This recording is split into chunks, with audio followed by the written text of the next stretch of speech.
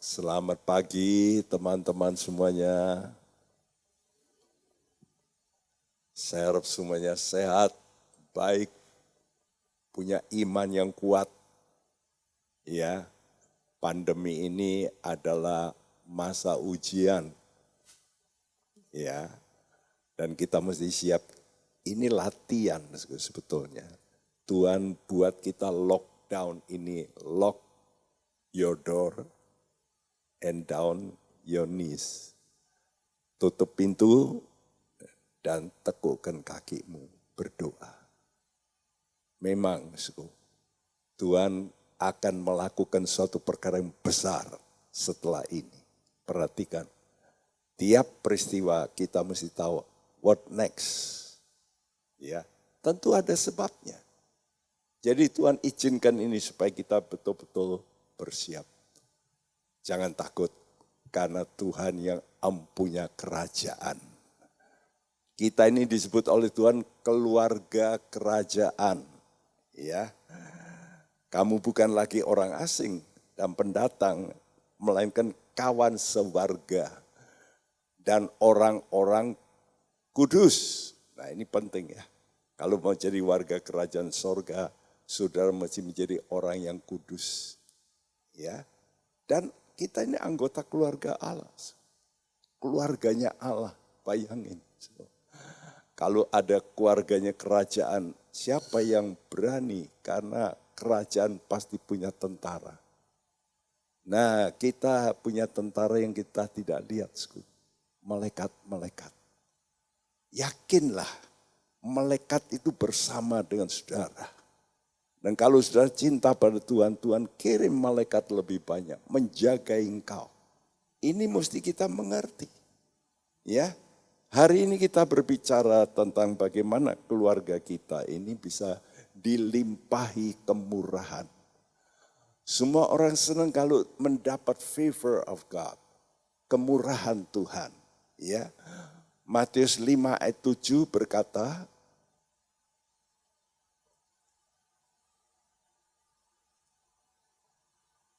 kemurahan. ya, berbahagialah orang yang murah hatinya, karena mereka akan beroleh kemurahan. Jadi tergantung, saudara menyuarakan apa? Gaungnya balik, feedback. Ya, apa yang kau lakukan kepada Tuhan, pasti kembali. Nah ini penting, yaitu namanya kita harus mengerti konsep ini. Berilah, maka kepadamu akan diberi. Ampunilah, maka kepadamu akan diampuni. Jadi kalau ada orang yang tidak mau mengampuni, jangan harap diampuni oleh Tuhan. Ini penting, supaya sudah mengerti hukum Tuhan. Ya, hari ini tujuan khotbah ini adalah supaya saudara ini menjadi agen, yaitu pemelihara. Nah, kalau disebut pemelihara, itu berarti saudara harus memperbaiki. Ya, jadi konsep kita menjadi anak Tuhan bukan untuk merusak, tapi memperbaiki yang rusak. Kita ke gereja, kita tahu ada teman-teman kita yang mungkin kok gini ya, kok gitu ya. Bahkan mungkin pendetanya kok gini, kok gitu. Nah kita mesti berusaha bagaimana memperbaiki. Bukan malah membuat kacau. Bukan membuat masalah itu menjadi runyam. Tapi memperbaiki. Ya, ada satu ayat dalam Titus 1 ayat 1. Paulus berkata bahwa sebagai hamba Allah, dia itu menjadi pemelihara iman. Nah kita semua mempunyai kewajiban memelihara iman rekan-rekan kita. Kalau namanya memelihara tentu ada kasus. Betul enggak? Misalnya orang sakit, nah memelihara orang sakit. Ya, ada masalah peperangan. Wah itu lagi. Kita mesti memelihara. Ya, semacam ini. Pandemi. Gereja kita, wah sekarang juga di training ya. untuk nanti kalau ada banjir, ada apa. Sekarang kita menurut latihan khusus. Ya, jadi beberapa saudara juga dari tempat ini ada yang mau dilatih untuk nanti kalau terjadi apa-apa. Kita nggak tahu loh, what next itu. Besok pun kita nggak ngerti. Nah kita mesti menjadi anggota pemelihara. Khususnya memelihara iman. Dan dikatakan Paulus dalam Titus itu, untuk gereja ini bisa mengetahui kebenaran. Karena sekarang ini banyak hoax, banyak penipuan. Ya, dan banyak orang jadi bingung. Sehingga berkata, apakah kalau nanti divaksin, nanti kita sudah kena jeratnya antikris. Oh belum, nanti ya pelan-pelan digiring. Memang ya, tapi nanti bukan sekarang. Ya, sekarang vaksin aja, saya juga vaksin. Ya, saudaraku, jadi kita mesti mengerti, zaman kita ini zaman yang bahaya. Ada serangan dalam kerajaan Tuhan. Ya, nah sebagai keluarga kerajaan, orientasi pelayanan kita ini mesti kita tujukan pada Tuhan. Dan kerajaannya. Dan khususnya orang-orangnya, kerajaannya itu tentu orang-orang pilihan Tuhan. Supaya jangan goncang. Ya, kerajaan Tuhan ingin digoncang, tapi enggak mungkin goncang. Karena yang punya itu Tuhan. Enggak mungkin. Ya, sudah lihat sekarang mendengar gereja di sana, gereja di sini, goncang. Kenapa? Pendetanya berbuat ini, berbuat itu. Apakah gereja Tuhan di muka bumi akan goncang? No.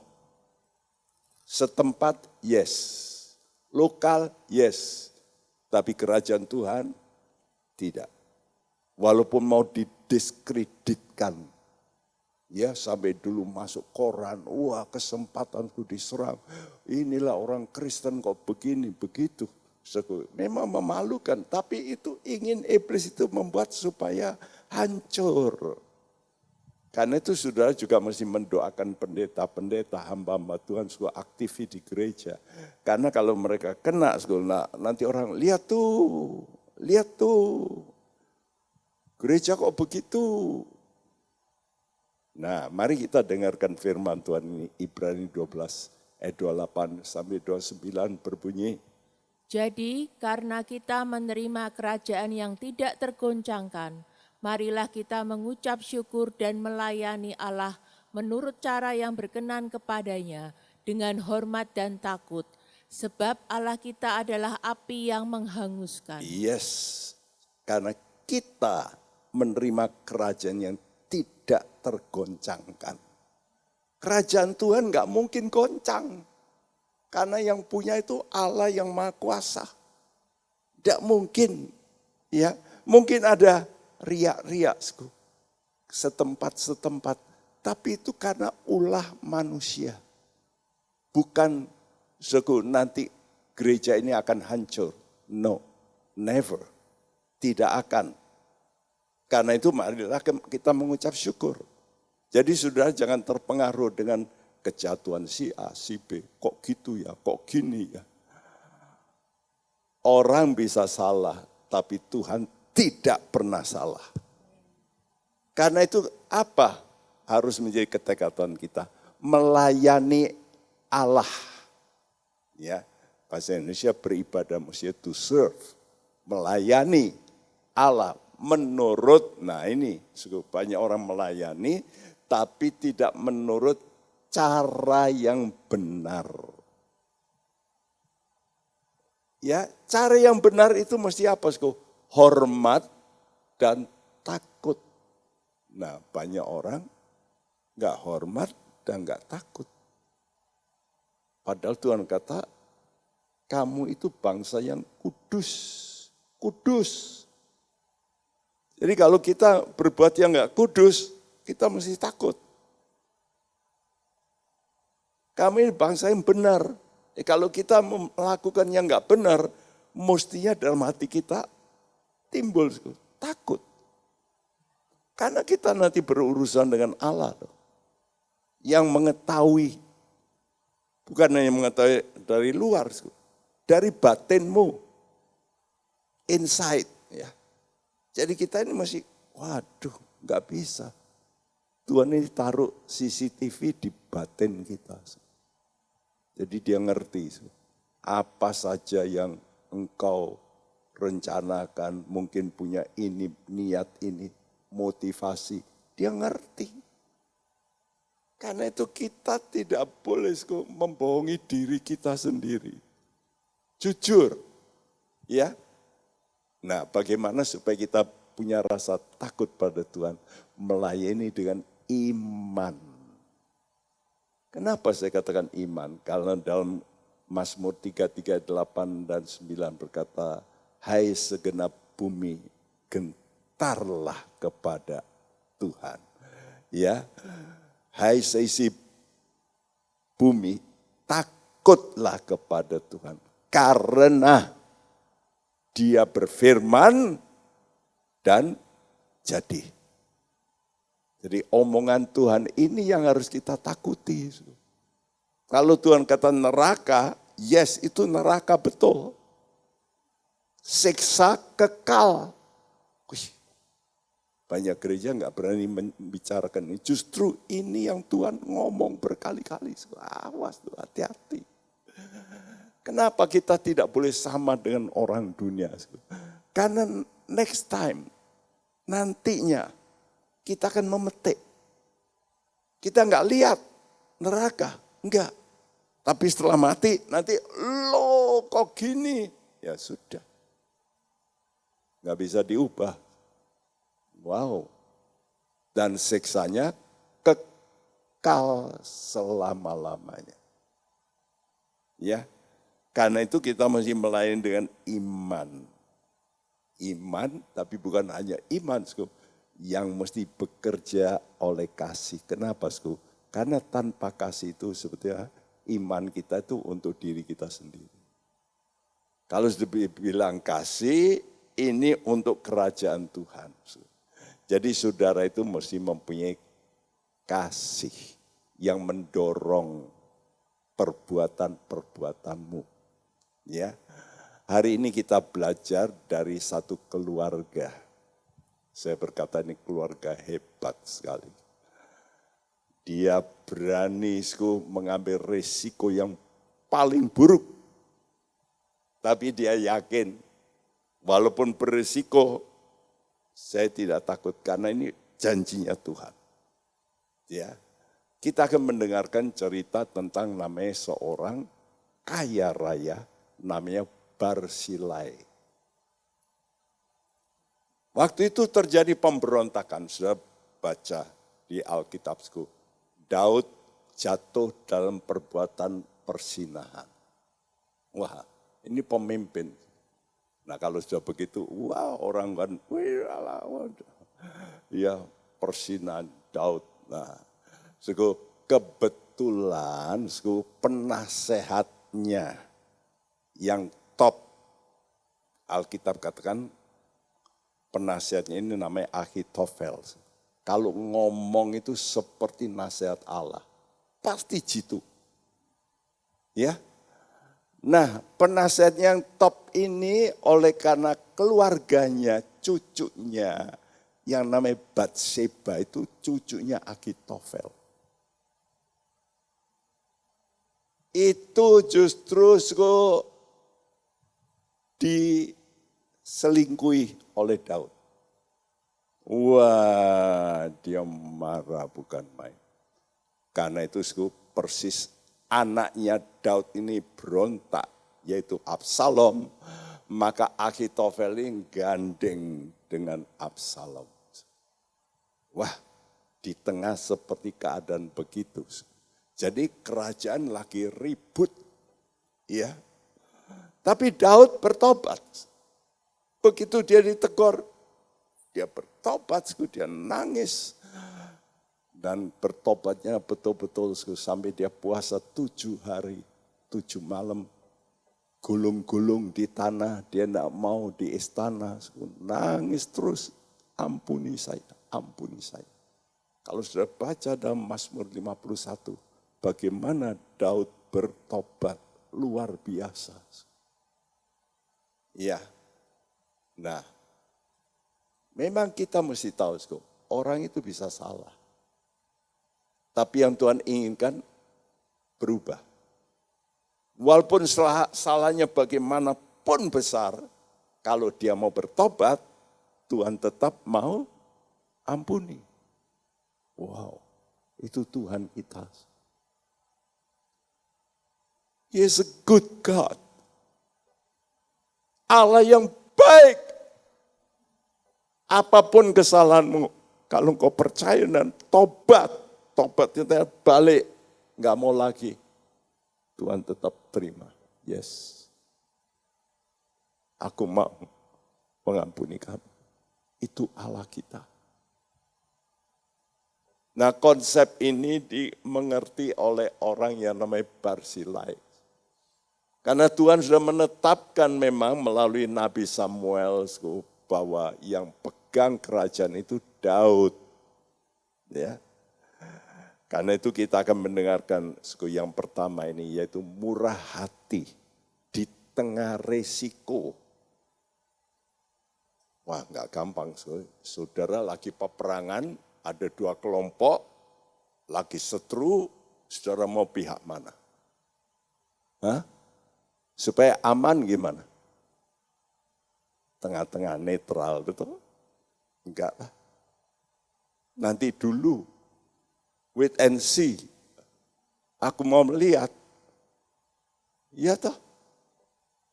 Tapi tidak dengan Barzilai. Wah, ini membutuhkan keberanian bukan? Nah, mari kita baca cerita ini 2 Samuel 17 ayat 27 sampai 29. Ketika Daud tiba di Mahanaim, maka Sobi bin Nahas dari Raba, kota Bani Ammon, dan Mahir bin Amiel dari Lodebar, dan Barzilai orang Gilead dari Rogelim membawa tempat tidur, pasu, periuk belanga, juga gandum, jelai, tepung, bertih gandum, kacang babi, kacang merah besar, kacang merah kecil, madu, dadih, kambing domba, dan keju lembu bagi Daud dan bagi rakyat yang bersama-sama dengan dia untuk dimakan. Sebab kata mereka, rakyat ini tentu telah menjadi lapar, lelah dan haus di padang gurun. Iya, waktu terjadi pemberontakan, Daud dikasih tahu, Ahitofel, pemimpin penasihat topmu, itu ikut musuh, Absalom, berontak. Wah, dengar itu, dia pikir, wah celaka. Ini orang kalau kasih nasihat pasti jitu. Cepat Daud lari sampai mungkin sampai ketinggalan sepatu. Dikatakan sampai berjalan kaki tanpa sepatu. Saking cepat-cepat. Dan pengikut-pengikutnya mengiringi dia. Terus lari, kan capek sekali zaman dulu. Ya, rombongan tidak seperti sekarang, ada mobil, ada apa. Tapi dengan mungkin dengan keledai, lari, dia capek, rakyat juga capek. Jadi saat pemberontakan terjadi, sebagian besar rakyat itu justru berpihak pada Absalom. Ya, namun Barzilai ini tahu, tidak pernah ada suara Tuhan menetapkan Absalom jadi raja. Karena dulu dia pernah tahu, Nabi Samuel sudah menetapkan Daud menjadi raja. Ya, yang diurapi. Dan Absalom enggak pernah diurapi oleh Nabi.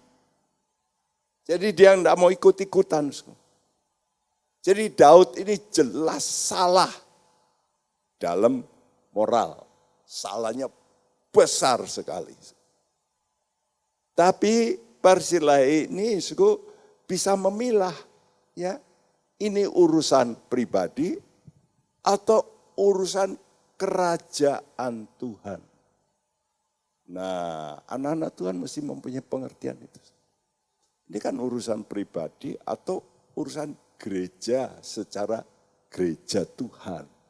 Itu sudah mesti bisa membedakan. Ada orang-orang yang setelah mendengar, ya suku hamba Tuhan jatuh, sudah tidak mau jadi orang Kristen. Loh, jadinya pengikut siapa?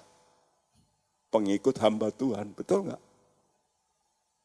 Bukan pengikut Tuhan Yesus.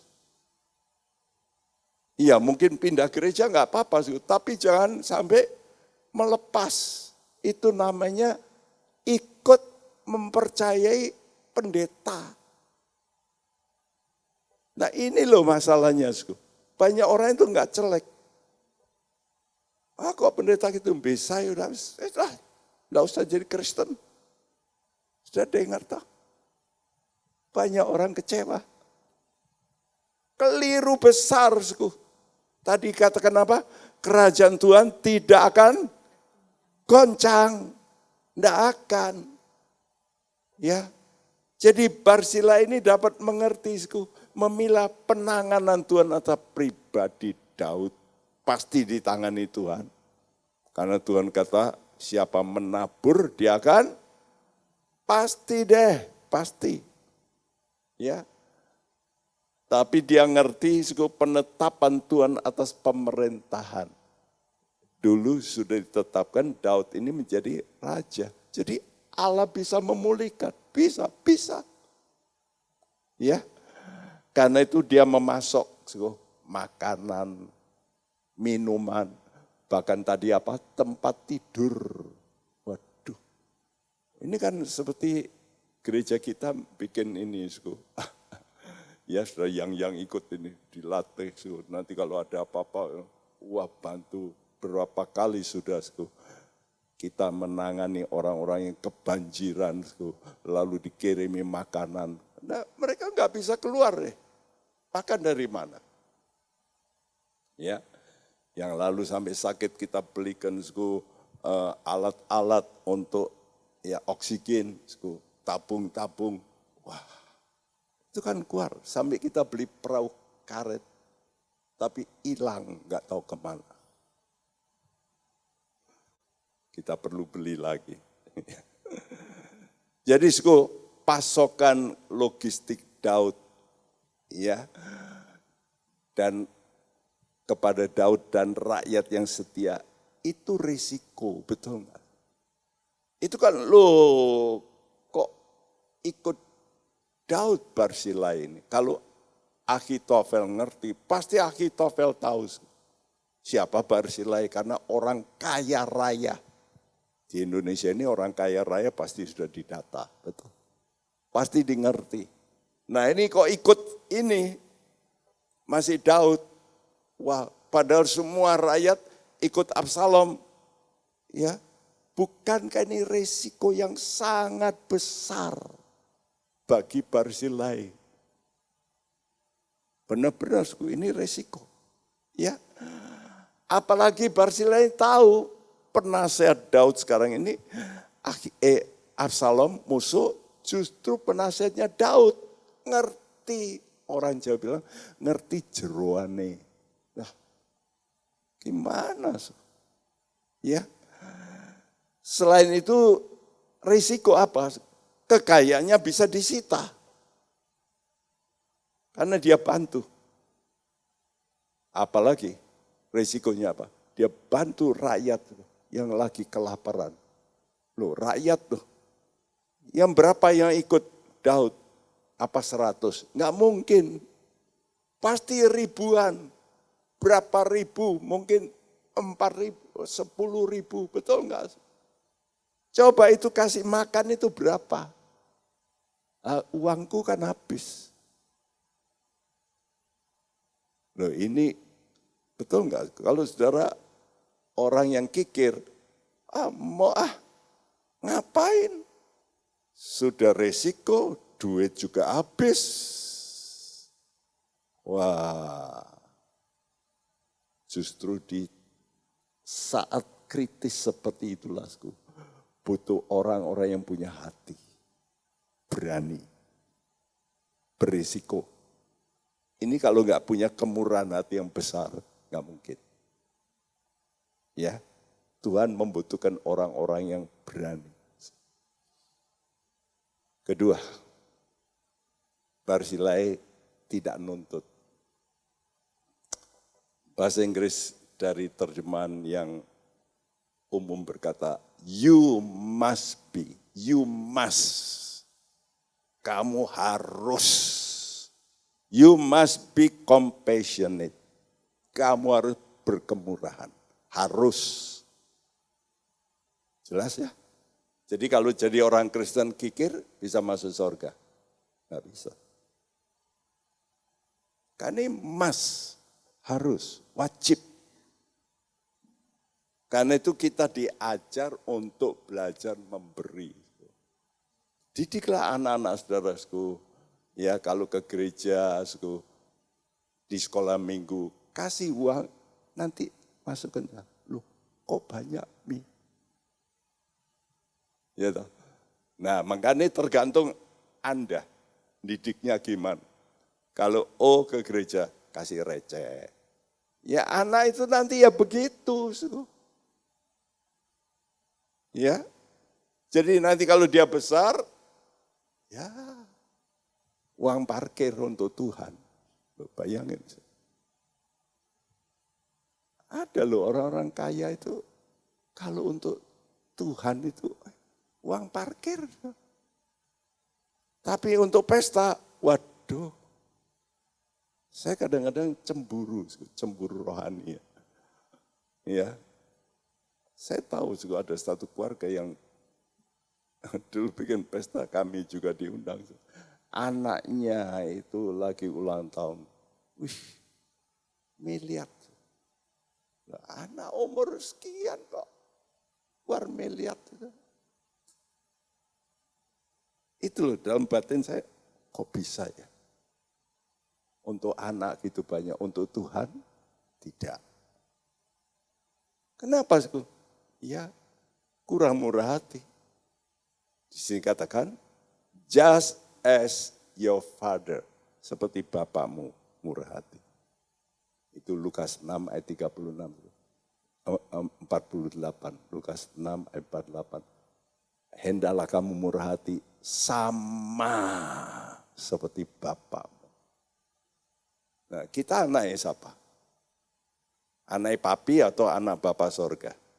Ya memang anak papi dan anak Bapa sorga. Tapi kalau papinya medit, kikir, jangan sudah ikuti papimu. Kalau sudah jadi orang Kristen, harus ikuti Bapakmu yang di sorga. Ya, nah coba kita baca apa yang dilakukan oleh Barzilai. 2 Samuel 19 ayat 31-39. Juga Barzilai, orang Gilead itu, telah datang dari Rogelim dan ikut bersama-sama raja ke sungai Yordan untuk mengantarkannya sampai di sana. Barzilai itu sudah sangat tua, 80 tahun umurnya. Ia menyediakan makanan bagi raja selama ia tinggal di Mahanaim, sebab ia seorang yang sangat kaya. Berkatalah raja kepada Barzilai, ikutlah aku akan memelihara engkau di tempatku di Yerusalem. Tetapi Barzilai menjawab raja, berapa tahun lagikah aku hidup, sehingga aku harus pergi bersama-sama dengan raja ke Yerusalem? Sekarang ini aku telah berumur 80 tahun, masakan aku masih dapat membedakan antara yang baik dan yang tidak baik? Atau masih dapatkah hamba-Mu ini merasai apa yang hamba makan atau apa yang hamba minum? Atau masih dapatkah aku mendengarkan suara penyanyi laki-laki dan penyanyi perempuan? Apa gunanya hamba-Mu ini lagi menjadi beban bagi tuanku raja? Sepotong jalan saja hamba-Mu ini berjalan ke seberang sungai Yordan bersama-sama dengan raja. Mengapa raja memberikan ganjaran yang sedemikian kepadaku? Biarkanlah hamba-Mu ini pulang, sehingga aku dapat mati di kotaku sendiri, dekat kubur ayahku dan ibuku. Tetapi inilah hamba-Mu Kimham, ia boleh ikut dengan tuanku raja. Perbuatlah kepadanya apa yang tuanku pandang baik. Lalu berbicaralah raja, baiklah Kimham ikut dengan aku. Aku akan berbuat kepadanya apa yang kau pandang baik, dan segala yang kau kehendaki daripadaku akan kulakukan untukmu. Kemudian seluruh rakyat menyeberangi sungai Yordan. Juga raja menyeberang setelah berpamitan dengan Barsilai dengan ciuman. Lalu orang ini pun pulanglah ke tempat kediamannya. Iya, saudara lihat setelah episode yang berikut. Nah, ingat itu, kemelut tidak selamanya kemelut. Kerajaan Tuhan tidak pernah goncang. Oleh karena Daud bertobat, Tuhan putar balik. Ya, waktu itu secara nalar pikiran pasti kalah Daud. Karena hampir seluruh rakyat semua ikut Absalom. Tapi kalau Tuhan punya agenda, nggak bisa diubah. Absalom kejar, rambutnya panjang, kerjakan gini ya, naik kuda itu kan rambutnya mumbul, lalu tersangkut pohon, nyantol di situ, lalu dia, lalu datang Yoab, ambil lembing, dia mati. Daud senang? Enggak, nangis dia. Sampai terakhir, Absalom, kenapa kamu mati? Itu hati Bapak. Bagaimanapun itu anaknya.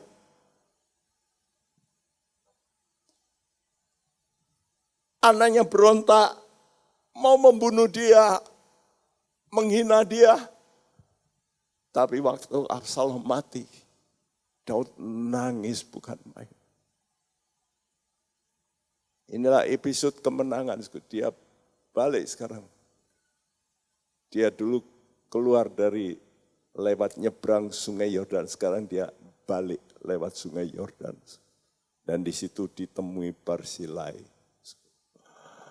Orang yang sangat kaya, bukan kaya, sangat kaya. Kalau Alkitab mengatakan sangat, itu ya sangat. Luar biasa kaya. Nah, perbuatan baik Barsilai ini dari mana? Dari hati yang tulus. Ya, kenapa? Karena mencintai Tuhan. Mencintai kerajaan Tuhan. Dan mencintai orang-orang pilihan Tuhan yang mungkin bisa jatuh, tapi bisa bertobat. Ya, saudara, dia sadar, aku kaya itu bukan karena aku. Nah, ini kita mesti ngerti. Semua anak Tuhan yang diberi kekayaan mesti tahu. Tidak semua orang namanya bejo, betul? Ada orang kaya yang semuanya bahagia? No. Lihat aja, saudara browsing itu. Orang kaya yang bunuh diri, banyak sekali. Yang disebut bahagia itu bukan karena kekayaan. Iya, saudara bisa bahagia itu karena bejo. You get the favor of God. Tuhan itu sayang sama kamu. Loh, coba di dunia ini, saya ke Kalimantan, ke cabang gereja kita di Sampit dulu, waktu dulu ya. Airnya saja mandi air kali kami. Ibu mandi itu lalu gatal-gatal semua. Habis mandinya air kali. Iya. Tapi waktu kami ke cabang, saya lihat dibuatkan gereja oleh pabrik kayu yang punya orang lulusan belum lulus SD. Pegawainya orang luar negeri. Loh, bejo pora.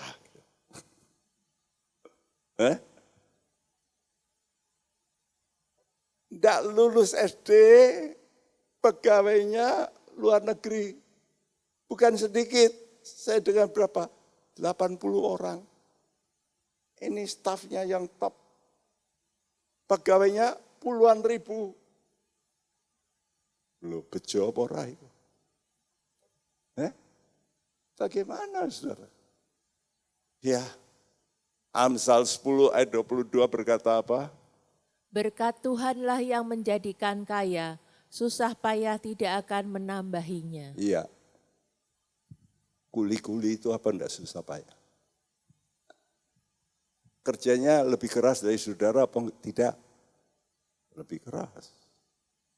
Nah, kenapa Anda kok kaya? Oh, aku pinter. Belum tentu orang pinter, belum tentu kaya. Berkat Tuhanlah yang menjadikan kaya. Ini firman Tuhan. Karena itu kalau gitu kita ini jadi apa mestinya? Jadi juru kunci. You are assured. Kamu ini pengurus kerajaan. Kamu dikasih kunci oleh Tuhan. Nah kalau jadi kunci pemelihara, wah ya. Memelihara itu mesti ya punya stok, betul enggak? Benar enggak? Kalau dikatakan pemelihara mesti punya stok. Saudara mau enggak jadi enggak pemelihara? Nah kalau pemelihara, latihlah dirimu memelihara yang kecil. Nanti Tuhan tambahi. Ini praktek hidup saya. Saya punya dari hati dulu, dari suka memberi. Ya, pelayan-pelayan Tuhan kalau datang ke Semarang, kita adakan sembahyang puasa waktu zamannya masih enggak punya banyak tenaga, tapi dari uang saya berikan pada mereka.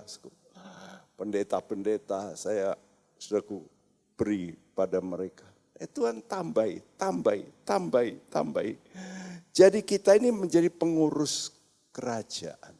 Barsilai ngerti posisinya. Dan saya bersyukur punya istri yang tidak medit juga. Tidak. Suka memberi sampai sekarang ini. Memperhatikan satpam gereja. Tidak lupa. Ya, memberi. Kita ini pengurus, bukan pemilik. Kata Tuhan, bumi dan isinya itu kepunyaan Tuhan. Karena Tuhan yang mencipta. Ya. Jadi selain sebagai pengurus, ini yang hebat. Barsilai tahu dirinya ini fana. Bisa rusak. Sementara karena itu dia sadar dia menjadi seorang musafir. Aku dikasih Tuhan uang ini cuma sementara loh, sementara. Sementara hidup di bumi. Ya. Karena itu 2 Korintus 5 ayat 7 sampai 10 berkata, sebab hidup kami ini adalah hidup karena percaya, bukan karena melihat. Tetapi hati kami tabah, dan terlebih suka kami beralih dari tubuh ini untuk menetap pada Tuhan. Sebab itu juga kami berusaha, baik kami diam di dalam tubuh ini, maupun kami diam di luarnya, supaya kami berkenan kepadanya. Sebab kita semua harus menghadap tahta pengadilan Kristus, supaya setiap orang memperoleh apa yang patut diterimanya, sesuai dengan yang dilakukannya dalam hidupnya ini, baik ataupun jahat. Iya, saudaraku perhatikan, sebab kami tahu. Saudara tahu enggak, dirimu itu, hidupmu itu bukan oleh karena melihat.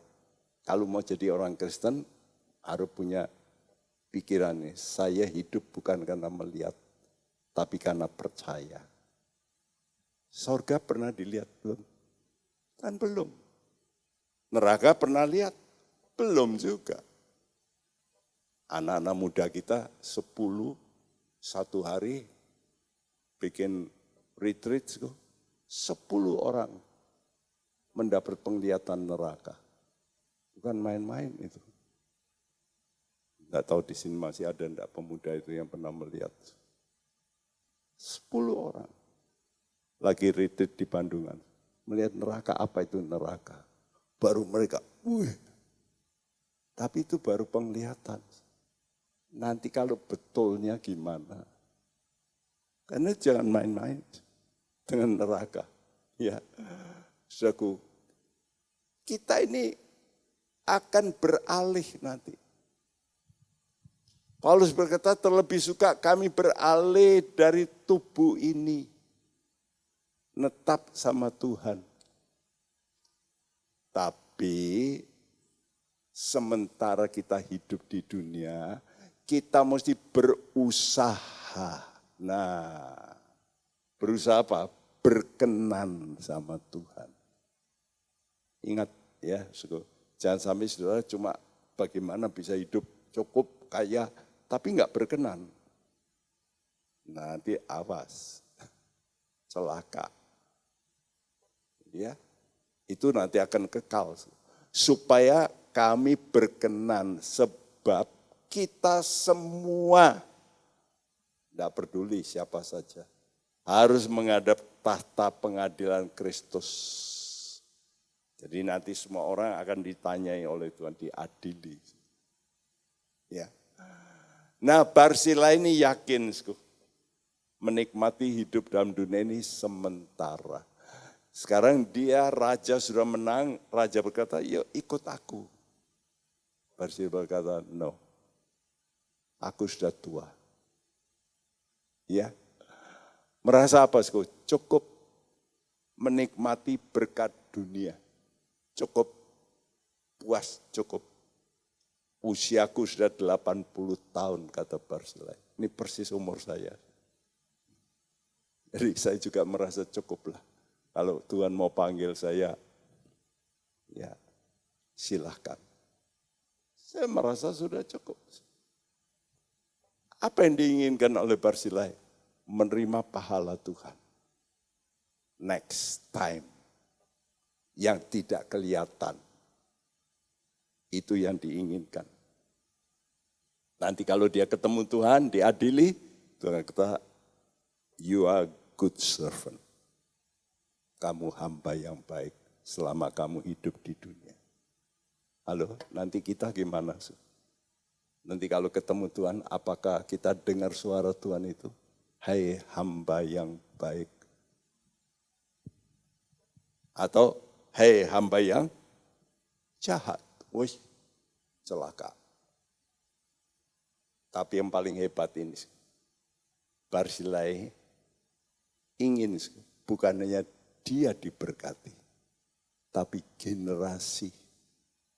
Nah, dia berkata, Daud, no, tapi aku punya anak, Kimham, biar dia ikut pada kamu. Wah, ini hati Bapak. Ya. Jadi, Daud ingin supaya generasi berikut ini nanti lebih hebat dari dirinya. Karena startnya dengan raja.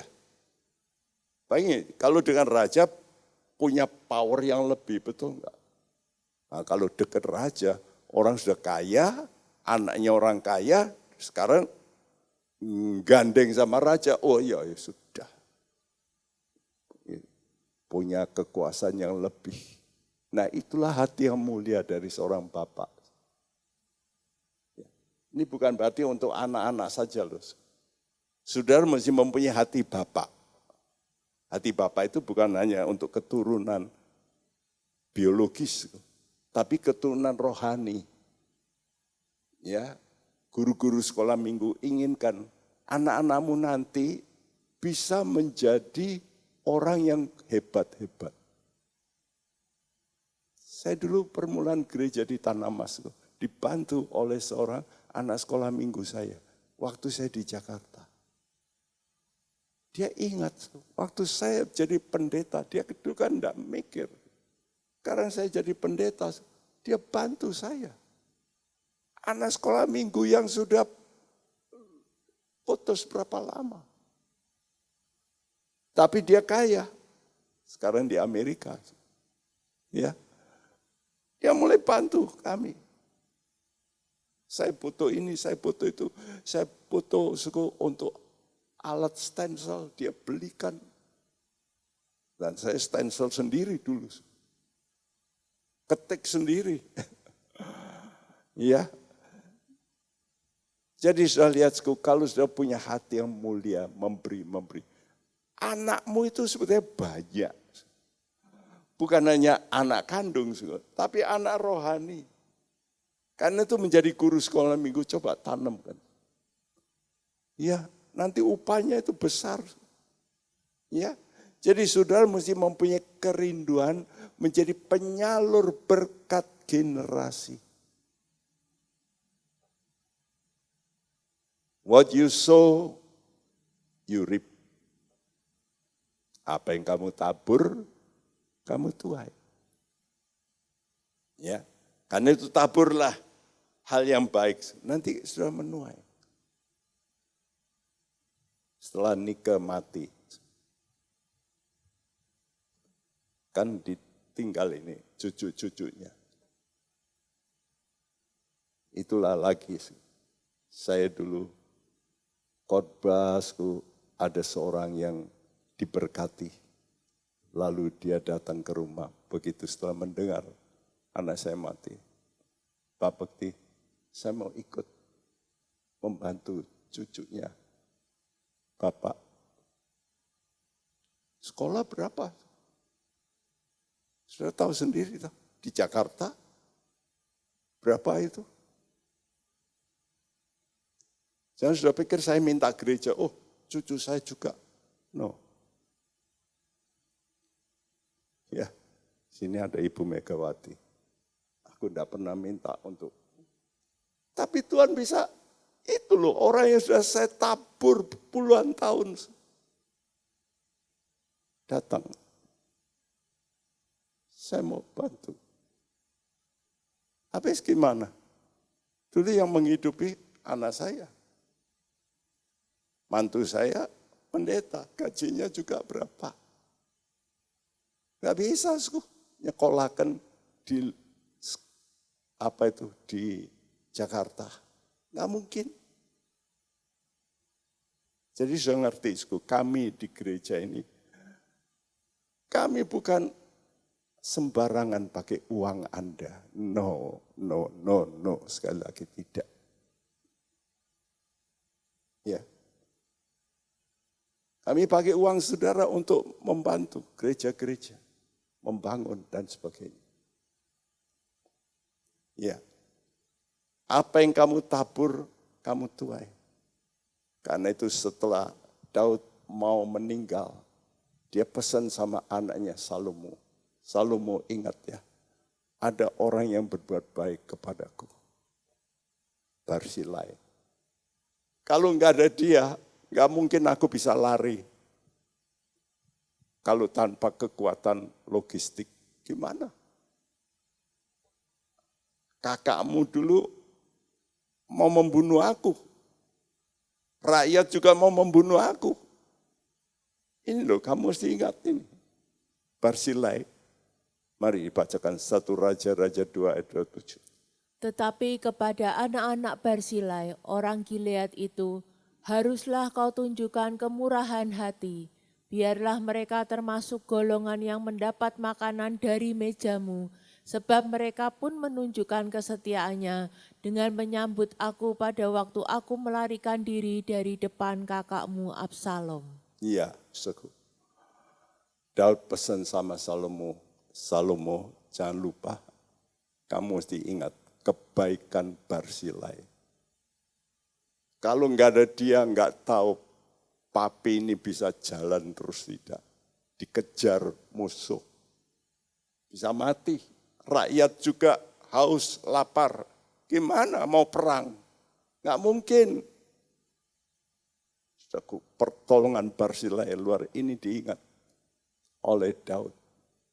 Sekarang, kalau sudah berbuat baik pada Tuhan, apakah Tuhan enggak ingat? Coba dengar.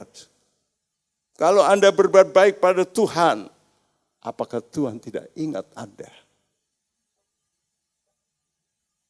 Itulah sebabnya kadang-kadang sudah dalam kepicikan, ada saja.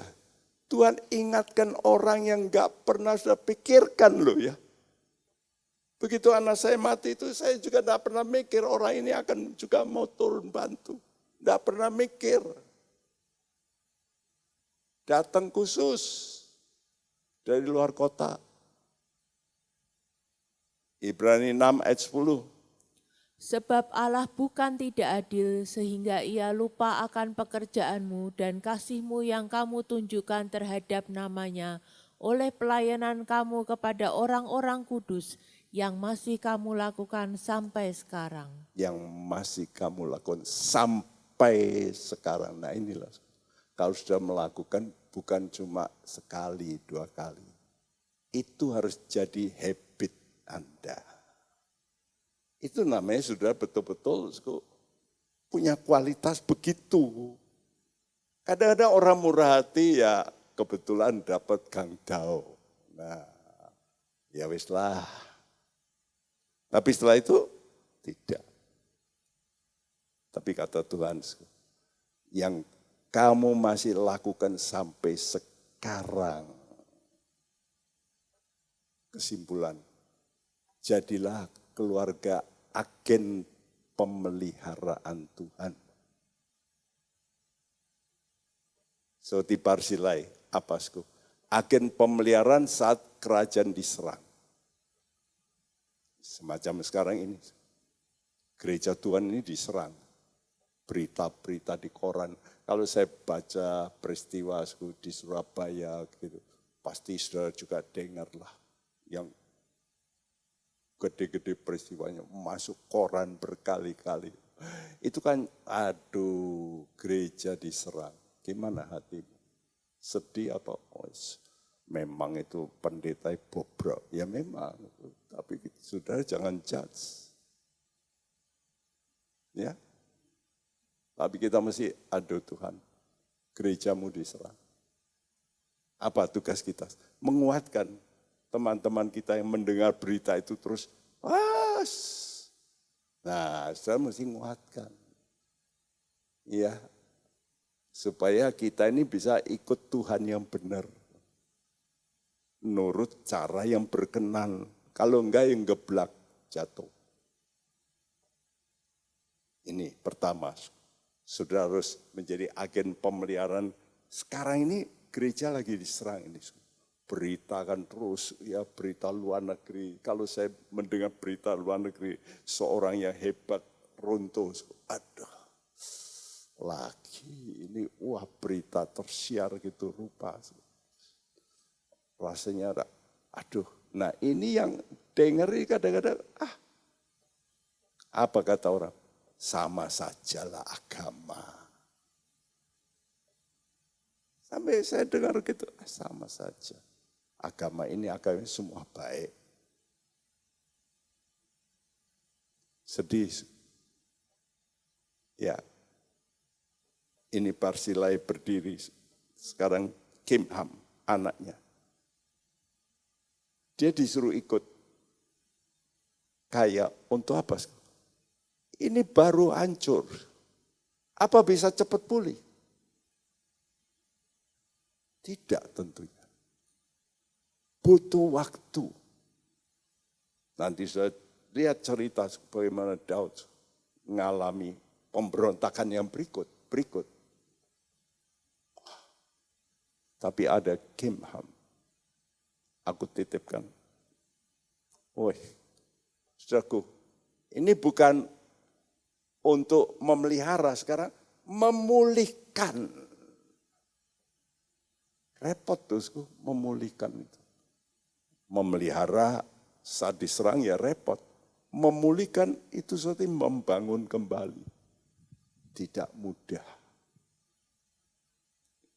Tapi percayalah, Tuhan kita Bapa yang punya kuasa. Kerajaannya tidak pernah goncang. Gereja Tuhan tidak akan goncang. Pendeta bisa goncang, jatuh. Tapi gereja Tuhan tidak pernah akan goncang. Tuhan kata pada Petrus, di atas batu karang ini aku akan mendirikan gerejaku. Dan alam maut pun tidak akan dapat mengalahkannya. Amin. Gereja Tuhan tetap berdiri, kuat. Tetaplah setia pada Tuhan. Bapa kita yang baik. Mari kita datang kepada Tuhan.